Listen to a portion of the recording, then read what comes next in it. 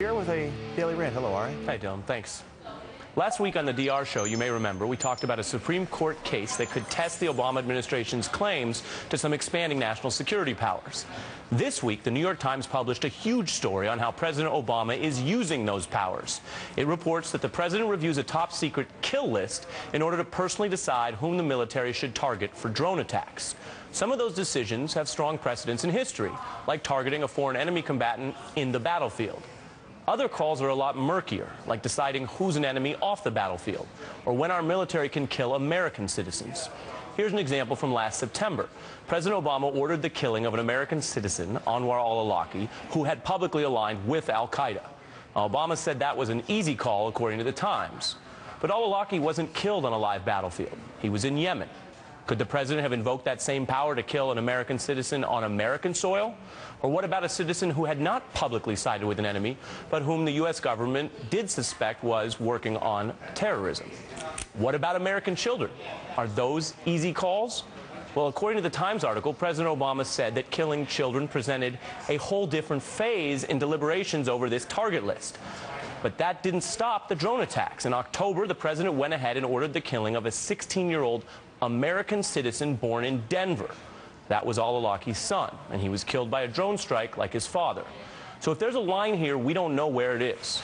We don't know if the administration will also target 15-year-olds or 12-year-olds. We don't know if it'll target Americans who are merely suspected of terrorism or Americans on American soil. And there's one big reason we don't know. The president refuses to release the Justice Department's legal opinion that authorizes this whole program. You might remember Obama has released that kind of opinion before. In October, the president released an opinion that was about basically what we would call interrogation techniques, or what some people call torture.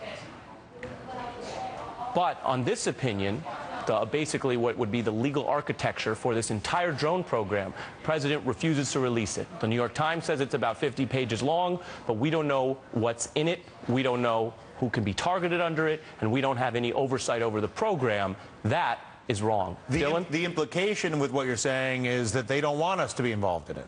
That's right. I mean, they're making a decision, and what would be in that opinion that you, me, or all the court would be able to learn that they wouldn't want us to know? Number one, there would be the metrics, that is to say, what connotes the battlefield, what connotes a combatant, what does it mean to have process or due process. People have to understand, this has never happened before. We have never had a president say they have the power to just kill American citizens somewhere without any due process. We have a treason clause in the Constitution, but that means you got to catch the person and deal with them. So we're in a whole new territory here, and the president won't even explain how he's doing it. We don't even know whether this is legal. This is a loaded question for 20 seconds, but you do have to wonder if a Republican president was doing this, whether you would have such quietude from the left. I am most disappointed with the whole bevy of Democratic politicians who attacked Bush on this and are letting Obama get a pass. Obama is better on the issues, but this is a huge problem.